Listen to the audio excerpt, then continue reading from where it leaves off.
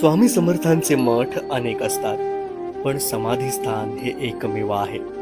अक्कलकोटमध्ये असलेल्या या समाधीस्थानी माणूस त्याच्या पुण्याने आणि कर्माने येतो असं म्हणतात.